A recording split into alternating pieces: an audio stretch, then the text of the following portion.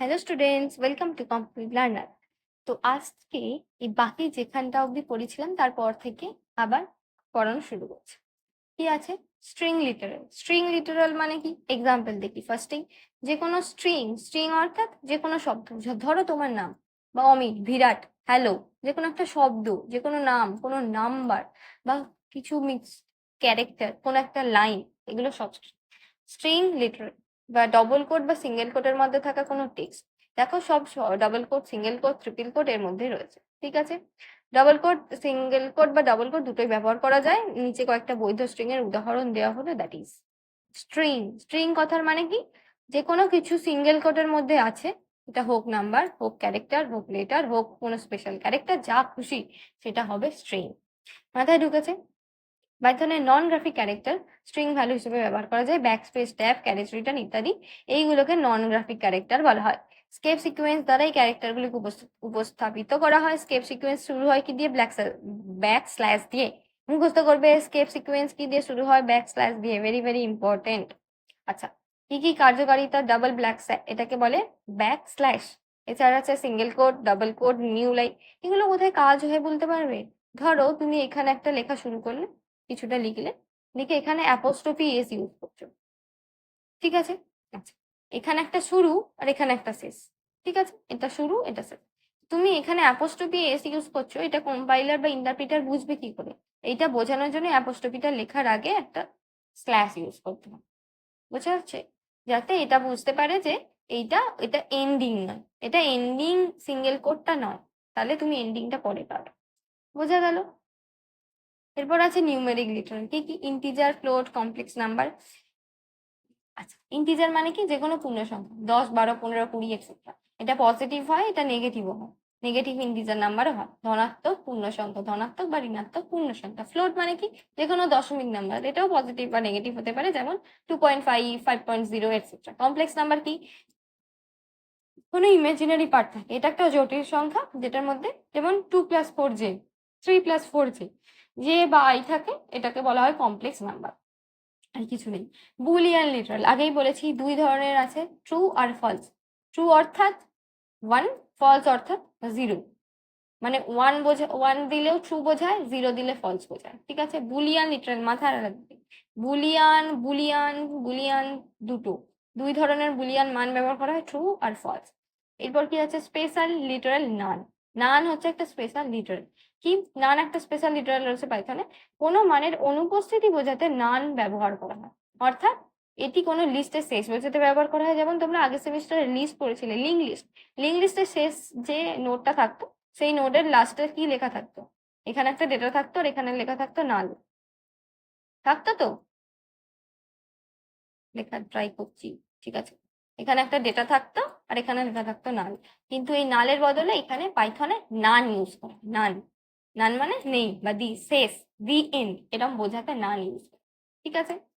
Two এর মধ্যে নান আছে, মানে ওখানটা কিছু নেই, ফাঁকা রাখা যায় না, তো ওই জন্য। ঠিক আছে? আচ্ছা, অপারেটর। অপারেটর কি কি আছে? Arithmetic, relational, logical, assignment, augmented assignment, identity operator, membership operator. Punctuator কি কি? এগুলোর বিস্তারিত আছে সেকেন্ড চ্যাপ্টার, থার্ড চ্যাপ্টার, ভর্তি ভর্তি বিস্তারিত আলোচনা করা আছে পরবর্তী পর্বগুলোতে, তখন পড়া হবে। ঠিক আছে? এরপর কি আছে? পাংচুয়েটার হচ্ছে বিশেষ চিহ্ন বা সিম্বল। সিম্বল, এগুলোকে বলা হয় পাংচুয়েটার, মুখস্থ রাখবে। সিম্বল বা বিশেষ চিহ্নকে পাংচুয়েটার বলে। কি কি আছে? বন্ধনী, প্যারান্থেসিস।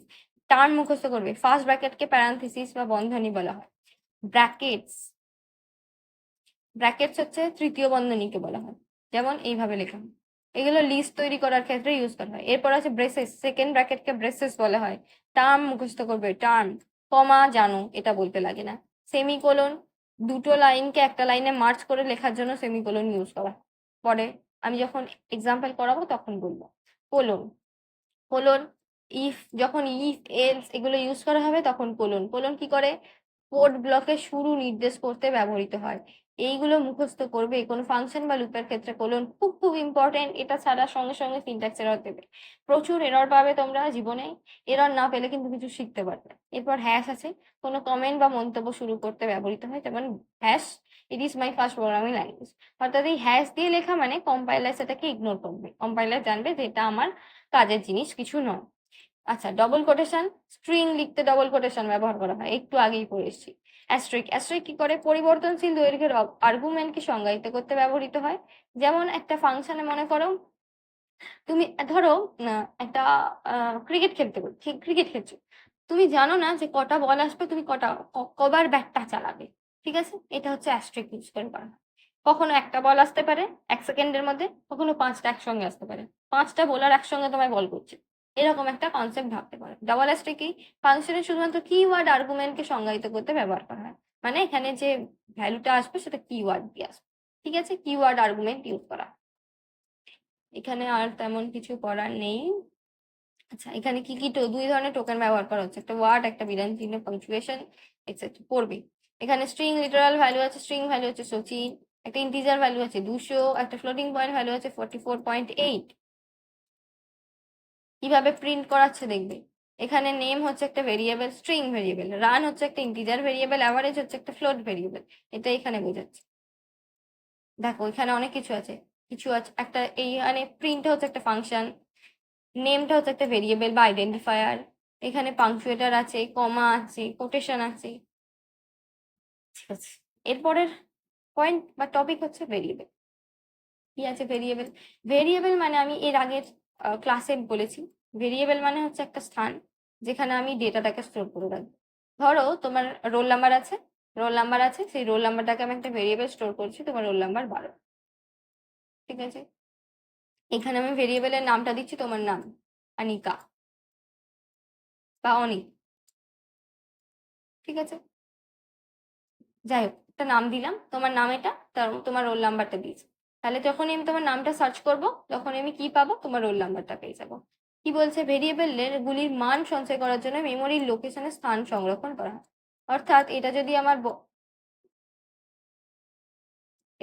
বড় র্যাম হয়, বড় মেমোরি হয়, তার মধ্যে একটা ছোট্ট জায়গায় আমি একটা ছোট্ট ডেটা রাখবো। সেটা ডেটা কি? ধরো তোমার রোল নাম্বার 5, তোমার রোল নাম্বারটা রাখলাম। এই রোল নাম্বারটা রাখার জন্য এখানে একটা নাম দিতে হবে, যে নামটা দিয়ে আমি অ্যাক্সেস করবো। যেমন তোমার একটা নাম আছে, তোমার নামটা ধরেই সবাই ডাকে, ঠিক আছে? এই ভেরিয়েবল তৈরি করা হয় তখন মেমোরির কিছুটা জায়গা সংরক্ষিত হয়ে যায়। পাইথনে কোনো ভেরিয়েবলকে তার ধরন সহ ঘোষণা করতে প্রয়োজন হয় না। ধরন সহ ঘোষণা করতে প্রয়োজন হয় না মানে এই ভেরিয়েবলটার আগে কিছু বলে দিতে হয় না যেটা স্ট্রিং টাইপ ভেরিয়েবল, এই ভেরিয়েবলের আগে বলে দিতে হয় না যে এটা ইন্টিজার টাইপের ভেরিয়েবল। এটাই একটা প্লাস পয়েন্ট। কোনো ভ্যালু যখনই দেওয়া হচ্ছে তখনই পাইথন বুঝে যাচ্ছে আচ্ছা এটা ইন্টিজার টাইপের ভেরিয়েবল, অর্থাৎ ইন্টিজার রাখতে আমার জায়গা কম লাগে, আমি একটা ছোট্ট পেন্সিল বক্স ইউজ করছি। আমি পেন্সিল রাখবো, আমি পেন্সিল বক্স ইউজ করব। আমি জামা রাখার জন্য একটা বড় ব্যাগ ইউজ করব। এইটাই বোঝার জিনিস। পাইথন স্বয়ংক্রিয়ভাবে নির্ধারিত মানের উপর ভিত্তি করে ডেটা টাইপ এটি বরাদ্দ করে। এটাকে বলা হয় ডাইনামিক টাইপিং। অর্থাৎ তুমি একটা পেন্সিল নিয়ে এসছো, পেন্সিল বক্সেই রাখবে নিশ্চয়ই, কারণ পেন্সিল রাখতে একটা বড় ব্যাগ লাগে না। আবার একটা বড় জামা এনেছো, সেটা নিশ্চয়ই পেন্সিল বক্সে রাখবে না। অর্থাৎ যখন তুমি এখানে ভ্যালুটা দিচ্ছ তখন ও বুঝে যাবে যে আচ্ছা এটা ইন্টিজার টাইপের, তাহলে একটা ছোট জায়গা হলেই হবে।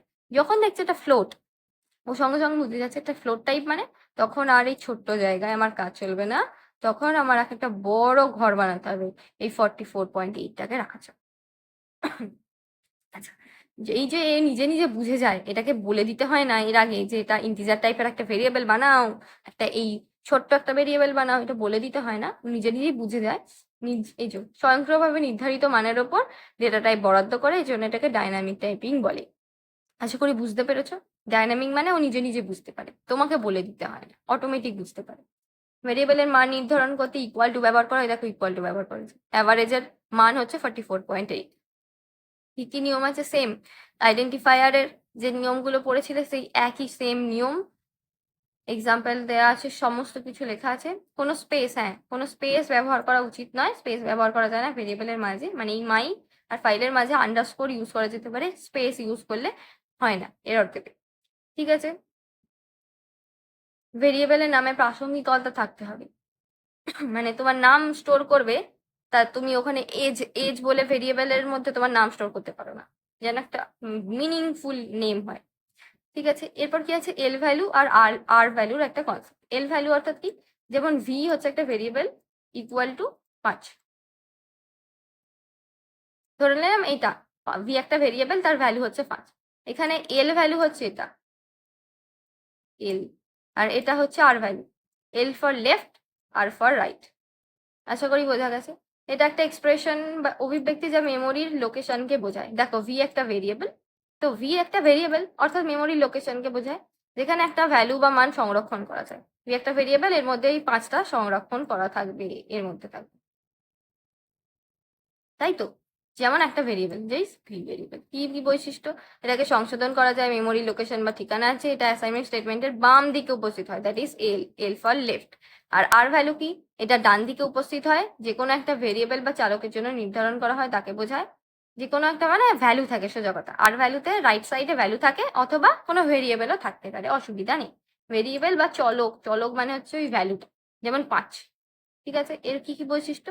এটা একটা মান মূল্যায়ন করে অ্যাসাইনমেন্টের ডান দিকে, অ্যাসাইনমেন্ট স্টেটমেন্টের ডান দিকে, এটা মাথায় রাখবে, আর ফর ডান দিকে। তো এখানে আর ভ্যালুটা কি বলছি, এখানে আর ভ্যালুটা ডান দিকে উপস্থিত হয়, যেমন রাইট, আর ভ্যালু মানে রাইট, রাইট সাইডে থাকে। আর কি মেমোরি লোকেশন বা ঠিকানা থাকে না, এটা ভুল, জানি না কেন লিখেছে, এখানে মেমোরি লোকেশনও থাকতে পারে, আর ভ্যালু রাইট সাইড। ঠিক আছে, দেখো ঠিক আগের লাইনে লিখেছে যে আর ভ্যালুর মানটি কোনো ভেরিয়েবল হতে পারে। ভেরিয়েবল মানেই সেটা মেমোরির লোকেশন বা ঠিকানা থাকে, ভেরিয়েবল মানেই সেটা মেমোরির লোকেশনই বোঝায়। কেন লিখেছে? ভুল লিখেছে হয়তো। আচ্ছা, এটাকে সংশোধন করা যায় না, এক্সপ্রেশন অভিব্যক্তিতে ব্যবহার করা যেতে পারে, ফাংশন আর্গুমেন্ট হিসেবে পাস করা যেতে পারে। সোজা কথা যদি এইটাকে আমি কনসিডার করি, এটা যেহেতু লেফট সাইডে আছে তাই লেফট সাইডেরটা এল ভ্যালু আর এটা হচ্ছে আর ভ্যালু। আর এটা মাথায় রাখতে হবে যে এই 40টা কোনোদিন লেফট সাইডে থাকতে পারে না, মানে 40 ইকুয়াল টু কোনো ভেরিয়েবলের নেম ভি, এটা হতে পারে না, এটা কোনো দিন হবে না। ঠিক আছে, তো এই বাঁ দিকটা সবসময় ভেরিয়েবল নেম হতেই হবে, কোনো মেমোরি লোকেশন একটা হতেই হবে, ডান দিকেটা ভেরিয়েবল হতে পারে অথবা ডেটা হতে হবে।